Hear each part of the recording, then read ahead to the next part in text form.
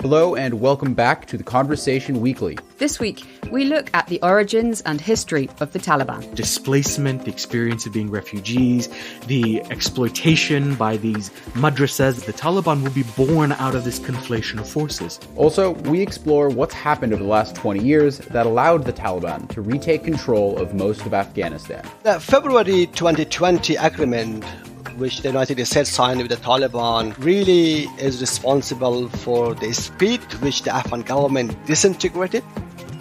I'm Gemma Ware, this week in Paris. And I'm Dan Marino in San Francisco. You're listening to The Conversation Weekly, the world explained by experts.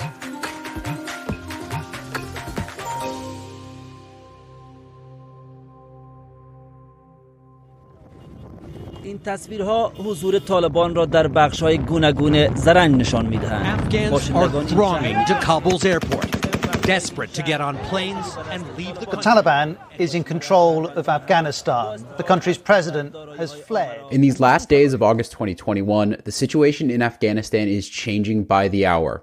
Thousands of Afghans are trying to find a safe route out of the country, terrified for what the Taliban might do to them. In this episode, we're going back to understand the origins of the Taliban and what the group's history tells us about the crisis now facing Afghanistan. I've been talking to a couple of Afghan scholars in the past few days about this history. And we're going to start not in the 1990s when the Taliban first emerged, but in the late 1970s. My name is Ali A Olomi. I am assistant professor of history, specializing in the Middle East and Islam at Penn State Abington. To truly understand them, we have to actually go back to 1978 during the Sour Revolution, which really sets the stage for the chaos that will emerge over the subsequent decades, and that the Taliban are emerging as a child of that chaos, trying to address it. For several decades, Afghanistan had been modernizing, building new institutions, really kind of building their infrastructure, and as a result had relied on foreign aid quite a bit in order to prop itself up. And the two countries that were most eager to get involved were the United States and the Soviet Union, both who had hoped to have some type of foothold in Afghanistan and therefore exert power over Central Asia, South Asia. At the same time, things were kind of going in a different direction in Iran, and so there was a fear that if Iran was lost, then at least we can hold on to Afghanistan. So as a result of this, as a result of foreign aid, what ends up happening is that the government of Afghanistan becomes the primary employer of the country. If you want to get a job, you go and you work for the government. But that meant that your salary wasn't particularly big. And so there's an endemic corruption problem. Every mid-level bureaucrat has to skim a little if he or she is going to survive, be able to feed their family. And this corruption sets the stage for the revolution. At the time, as Afghanistan was modernizing, Kabul University becomes the battleground of ideas. And what will emerge from Kabul University is a group of young activists, political thinkers, journalists, professors, and military commanders who are very interested in Marxist ideas on one end. And on the other end, you'll have a group of Islamists that will emerge who really want to enact a type of a Muslim Brotherhood-style Islamic State. That group will be led by a figure known as Gulbuddin Hekmatyar, really retrograde, reactionary figure. Daoud Khan, the president of Afghanistan, originally allies himself with these young military commanders, these young journalists, these young professors, and he starts to lean a little bit heavily towards the Soviet Union. But worried that some type of revolution might happen, he starts to suppress the groups. There's a breaking point in the 70s, and that breaking point will be his undoing. So as a result, what ends up happening is these young military commanders who are all very pro-Marxist, who are all part of this kind of organization go, we've lost the presidency. So they tell him, hey, there's danger to you. Please order the tanks to the palace. So he, taking their command, orders the tanks to Arag Palace. They surround the palace, aim their guns outwards in order ostensibly to protect the presidency. But at the command of the military commanders, they turn their guns back onto the palace. And a sort of sudden revolution happens, what eventually becomes known as the Sour Revolution in April of 1978. Now, this is quite fascinating because this wasn't as planned. Most of the ideologues of the sort of Marxist group, the People's Democratic Party of Afghanistan, weren't involved. It was the military commanders who went, wait a minute, the president is now taking violent reprisals against our people. We've got to do something. So I often tell students it's the accidental revolution. It just sort of happened. But once it does, the People's Democratic Party of Afghanistan takes power, establishes the People's Republic of Afghanistan, kills the president, and establishes a Marxist-Leninist government. And from here, the chaos only spirals even further. Okay, so this was in 1978. Got this new Democratic Republic of Afghanistan. Exactly. But it, as you say, chaos already was spiraling quickly. So what kind of resistance was growing to that new government? Yeah, so the resistance starts a little bit earlier. Back in the Kabul University, these two groups, the Islamist faction and the Marxist-Leninist ideologues, are clashing with each other. And when I mean clashing, I mean quite literally. Gulbuddin Hekmatyar, who is the leader of that particular faction, the Islamist faction known as Hizb Islami, will be exiled. And he'll be exiled because he murders one of these young Marxist revolutionaries. He's also just a generally reactionary figure. He's reputed to have carried out acid attacks on women at the university, a very kind of horrible figure. So he's forced into exile into Pakistan. Once this new government is established, the Islamist faction will begin their reprisals against it. They will start by attacking civil servants. They will start by attacking teachers, really kind of agitating. It's not a full-on resistance yet. It's more sort of mob attacks that are happening on the streets here or there. Meanwhile, this new government is needing to consolidate their power. And so what they do is they turn on their own allies and start to purge. The Communist Party of Afghanistan gets purged. The communist thinkers, Maoist thinkers, many of whom are from the Hazara ethnicity. So there is a fixation on the Hazara group here and an attack on them. It leads up to about 20,000 people being arrested, disappeared, or murdered. This is in 1978, 79. 1978. So just within the first few months, we're talking a very mass amount of purging. Then they start to turn their attention towards the Islamist groups and every other group. Their repressive tactics is so worrying that Brezhnev will actually call up Nur Mohammad Taraki, the new chairman of Afghanistan, and say, hey, dude, you've got to stop the reprisals. You are fomenting a resistance. The resistance is starting because you're being violent. At the same time, the United States sees the kind of beginnings of this resistance as an opportunity to build something stronger. So the United States starts to funnel money to Pakistan's ISI, their intelligence services, who's allied with Gulbuddin Hekmatyar, this reactionary figure, this murderer, the guy who carried out acid attacks. So he ends up becoming the point person for these funds. So at first, the United States is just sort of funneling some funds, giving some symbolic gestures of, yeah, we'll back you. But the people they end up allying with are the most reactionary groups within this slow-growing resistance movement, which is really a coalition, not a unified group. And it's from there that we will see an organic, as well as an internationally meddled resistance emerge. Okay, and it's this kind of resistance that's commonly known as the Mujahideen? Exactly. Okay. Yeah, so the Mujahideen take form slowly, and they're really made up of 4 different groups. The first is this more organized Hizb Islami, the more Islamist factions. This will be who the United States allies with. The other group are the leftists. These are the Maoists that got suppressed and purged, the Marxists who got screwed over. And then the sort of third group of people are military commanders. And then the fourth are just ordinary people. They just pick up arms and they say, we're going to fight against this government. None of these groups fully align politically. The only thing they have in common is resistance towards an oppressive government. And that is what becomes the Mujahideen. Okay. The Soviets make a decision. So what then happens? Yeah, so the Soviet Union finally decides to invade. What ends up happening is the chaos is just too much. There had been an idea that there's something called an Ottoman plan, an idea to establish a semi-neo-Ottoman state in Afghanistan that would be pro-US, pro-West, but would become the center of Islam. So sort of Islamic state that was friendly to the US, in the same way that the British had done in Saudi Arabia with the Wahhabist state. So they hear word of this, and at this point, they do a sort of cost analysis, and this is too risky for us not to get involved. We know it's going to be a quagmire. We know that it's going to be difficult. We know that at this point, the Mujahideen is a popular resistance movement, ordinary people. We need to get involved anyways. And so they enact what is known as Operation Storm 33.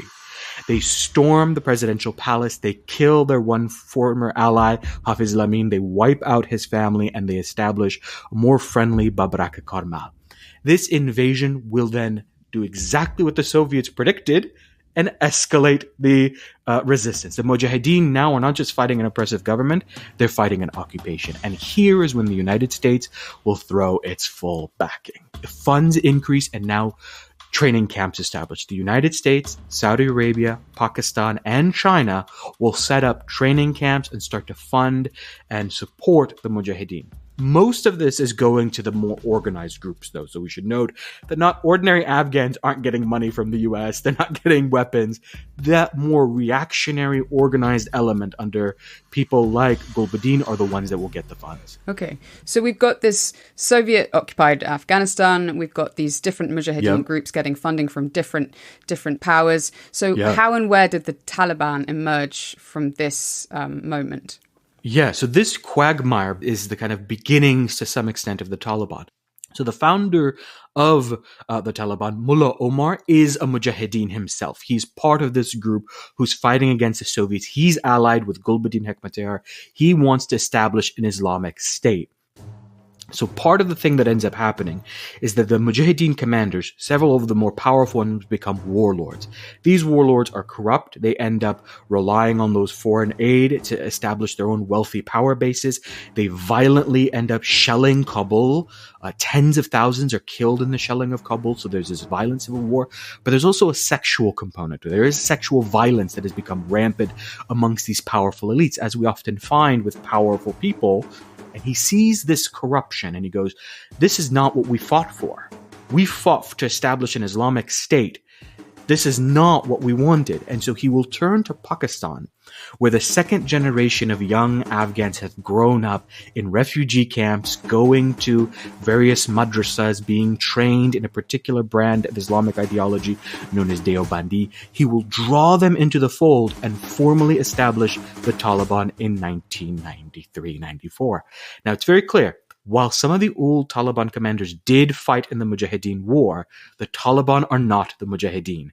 They're technically the second generation with some minor overlap between the two groups. In actuality, the Taliban end up fighting the Mujahideen. Tell me a bit more about those refugee camps and what it was like in the 90s when that movement grew. When the Soviets invaded, a lot of Afghans were displaced. And even to this day, the largest population of Afghan refugees are in Pakistan. They still live in Pakistan. They are raised in these refugee camps, experiencing displacement, hunger, scarcity.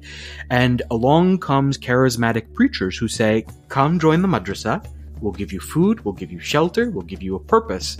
And so it's a very attractive offer. And it's in these madrasas that they will be trained in the ideology of jihadism. This was happening in the early 1990s. So it's often said that the Taliban's origins are in Kandahar, a province in southern Afghanistan. But what you're saying is that it's actually more complicated than that. Exactly. So Kandahar becomes the base in which the Taliban will grow. And Mullah Omar is in Kandahar, but who he draws from is from those refugee camps. And the US will in many ways radicalize some of these refugees because the US will spend millions of dollars developing these textbooks with the University of Nebraska, ostensibly to teach children how to read and write and count and whatnot. But the textbooks are designed with the idea of training patriotic fighters. So what ends up happening is the language of militaristic patriotism that we find in American discourse, right? Fight for your country, die for your country, self-sacrifice. That is entirely foreign to the concept of jihad. There's a famous CIA text that I tweeted out where they complain that Afghans just don't fight that way. They'll fight fiercely, but when tea time comes around, they'll throw down their guns and they'll have tea. That they're more than willing to hang out with their enemies. And so the US is frustrated by this. And so it introduces this language of militaristic patriotism into these textbooks, which get into the refugee camps. So these textbooks teach children how to count by counting grenades and bombs and swords.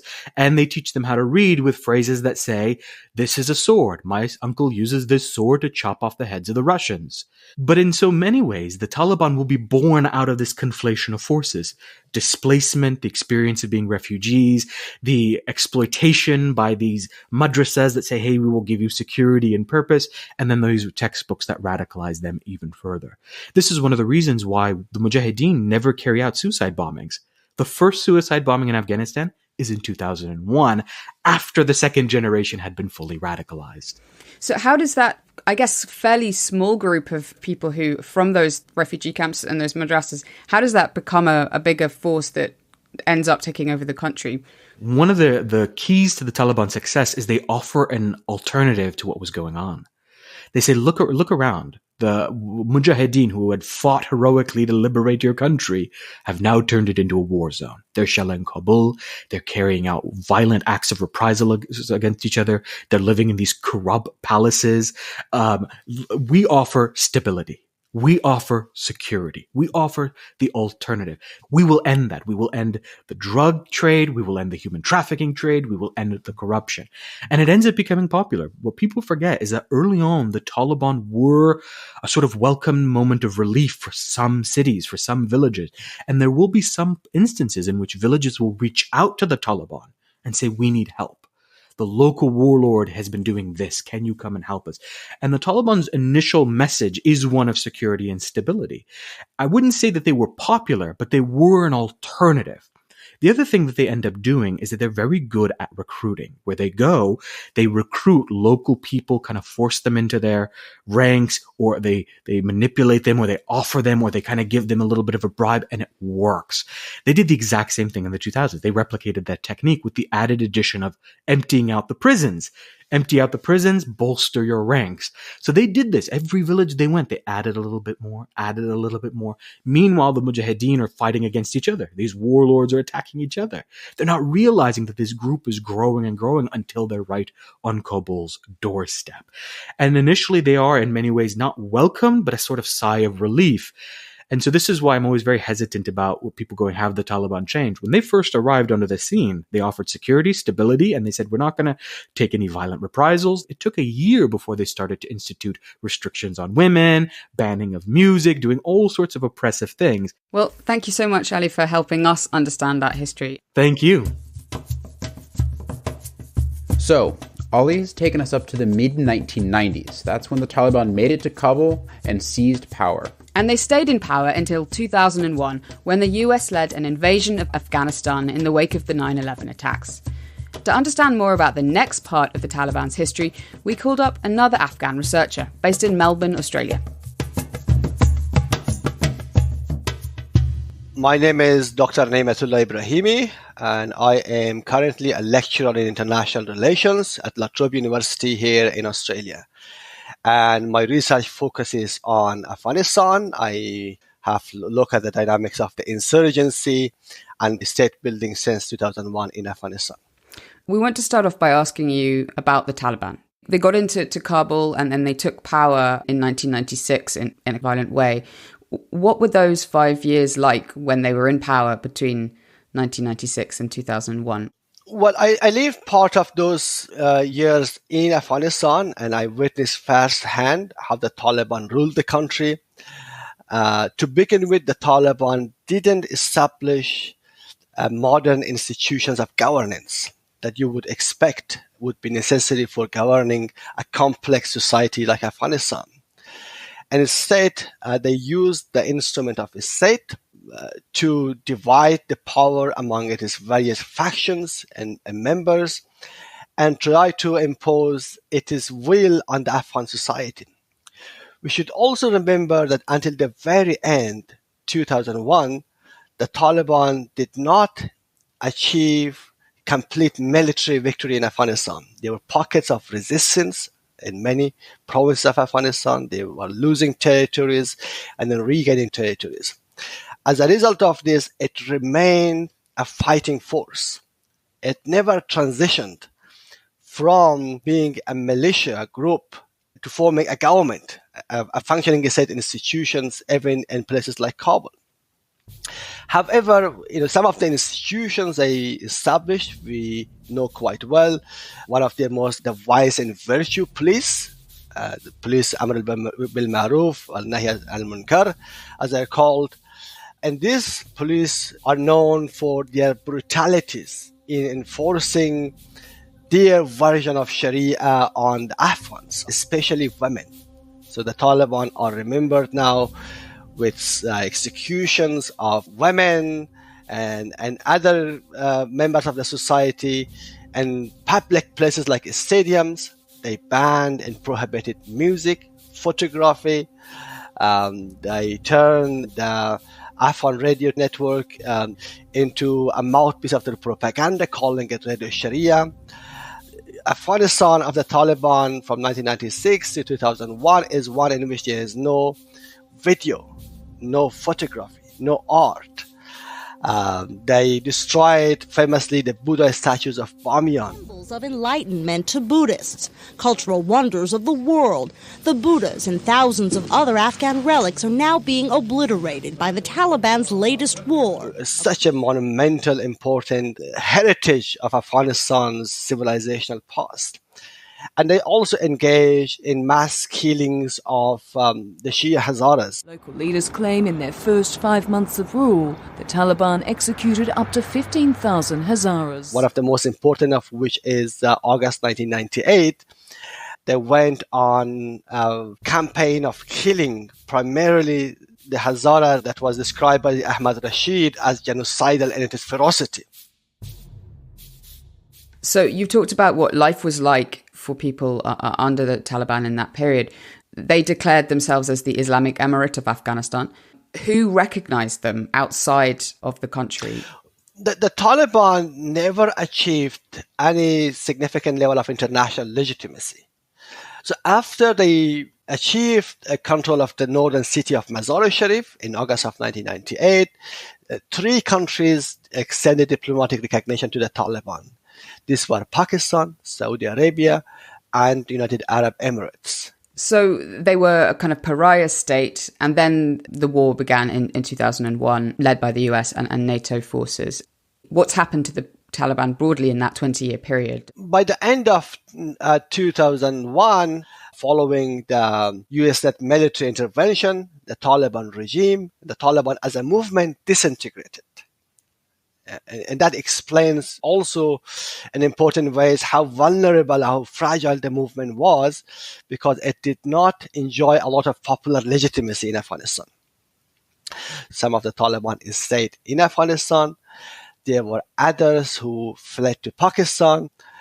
And during this period, there is this complex environment in which different actors try to realign their position with the United States intervention in Afghanistan. Initially, all of those countries supported the intervention, including Iran, which had a lot of other conflicts with the United States elsewhere, but they found a common interest in Afghanistan.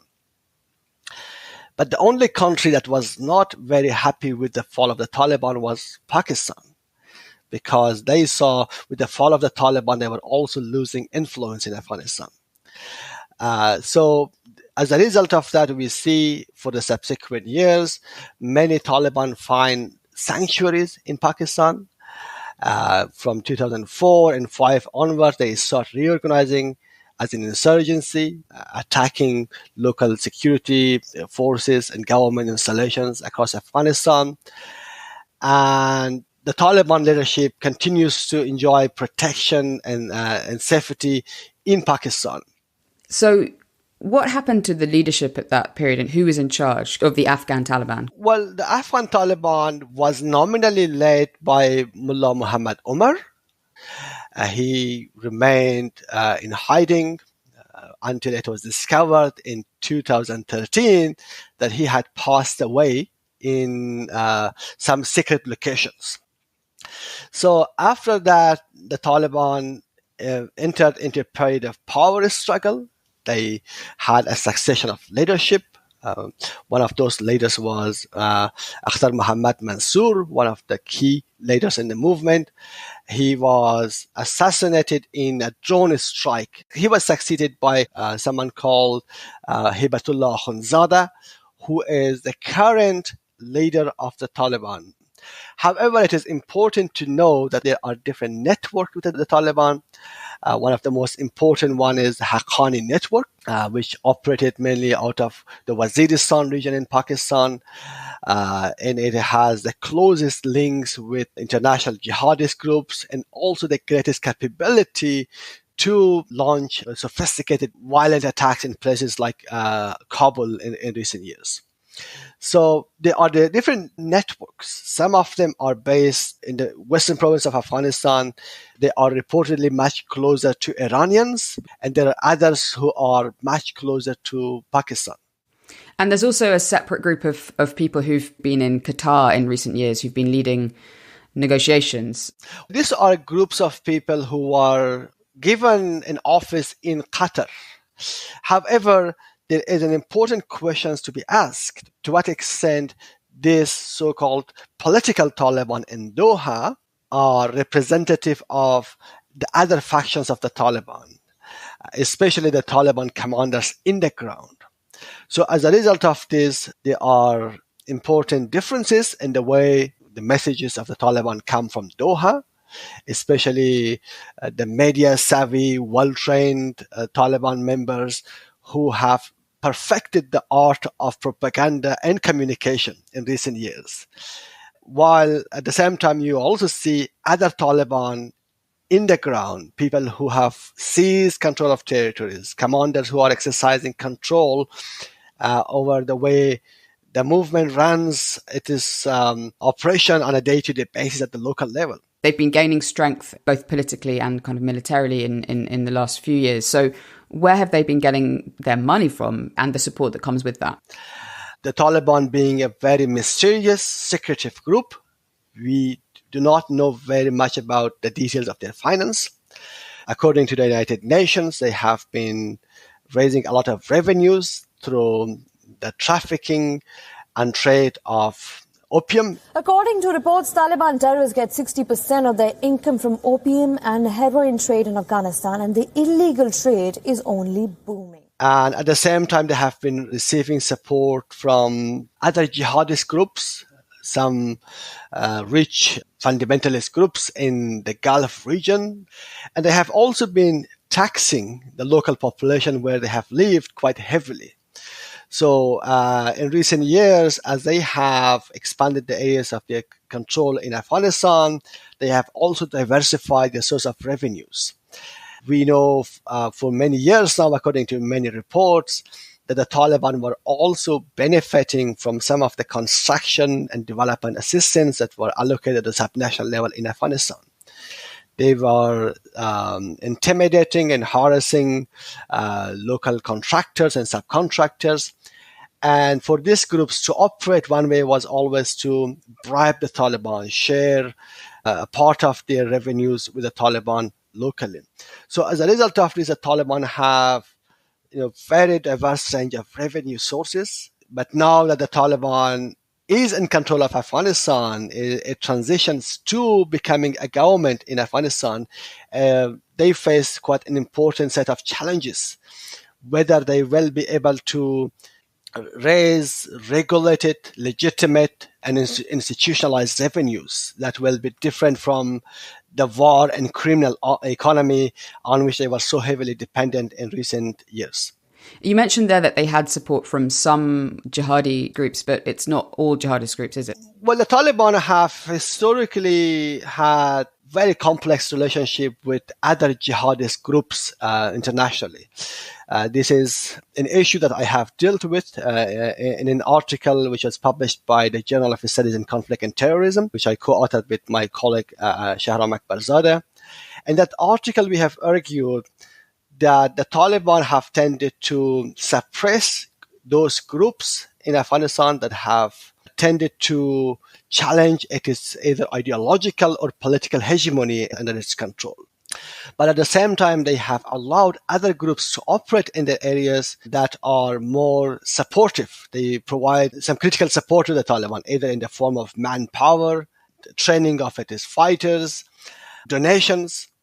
But the local affiliate of the Islamic State, which is called the Islamic State Khorasan, has had this very tough relationship with the Taliban. Some sections of the Taliban have been drawn to it. There are even reports that in some areas in Afghanistan they have been collaborating, but in other areas where the Islamic State affiliate in Afghanistan pose a direct challenge to the Taliban's control of territories or local resources, they were also facing with a very violent response by the Taliban as well. In February 2020, the Trump administration signed a peace agreement with the Taliban. The United States and the Taliban have signed an agreement aimed at ending nearly 2 decades of conflict in Afghanistan. Both sides inked the deal in Qatar's capital, Doha, following a year and a half of talks, which the Biden administration then chose to honor earlier this year. What led to that agreement, and what can we learn from it for what Afghanistan is facing at this point? Well, the February 2020 agreement, which the United States signed with the Taliban, was a fundamentally flawed agreement that really is responsible for the speed with which the Afghan government disintegrated and the speed with which the Taliban gained not only military ground, but also international diplomatic legitimacy. This is an agreement that effectively sidelined the government of Afghanistan by accepting to enter into a deal with the Taliban in which the nationally representative government of Afghanistan, however imperfect, corrupt, inefficient it was, the United States sent a very strong signal to the groups in Afghanistan, but also the countries in that region. We should remember that until 2020, many countries in the region were very cautious about their approach towards the Taliban. The Taliban was still seen as a terrorist groups that would pose threats to others. Some countries obviously had established very strong covert links with the Taliban, but internationally it was very rare for the Taliban leadership to appear in national capitals of any country in that region.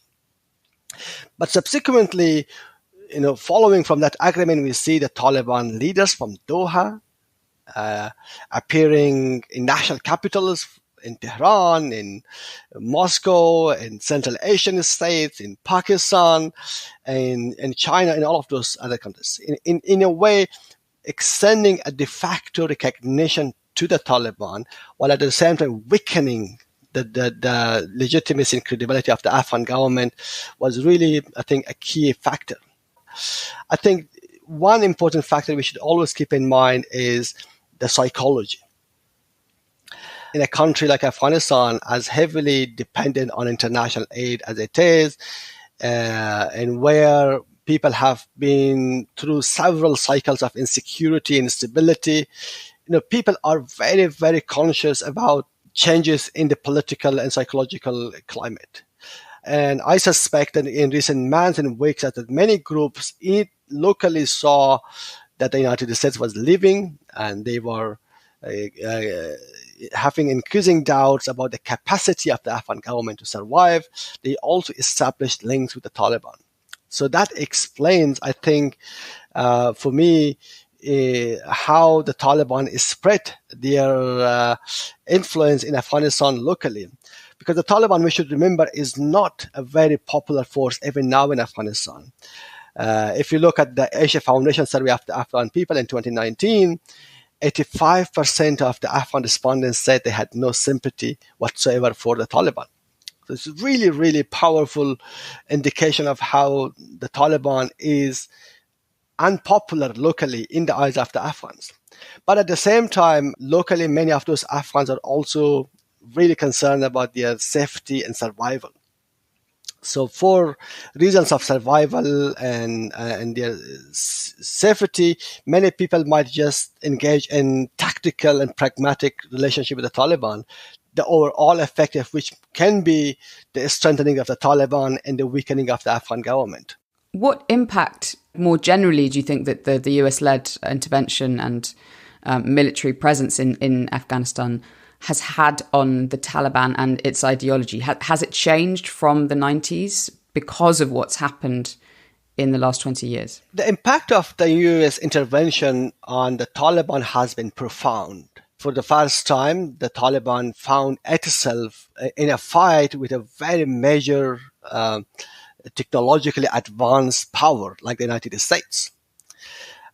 So as a result of this, to fight back, they also needed to adapt to the changing circumstances. And I think one of those really important adaptation by the Taliban is their appropriation of a very effective public relations campaign, propaganda, something that is mirroring, I think, the United States military and NATO military forces information operations in places like Afghanistan.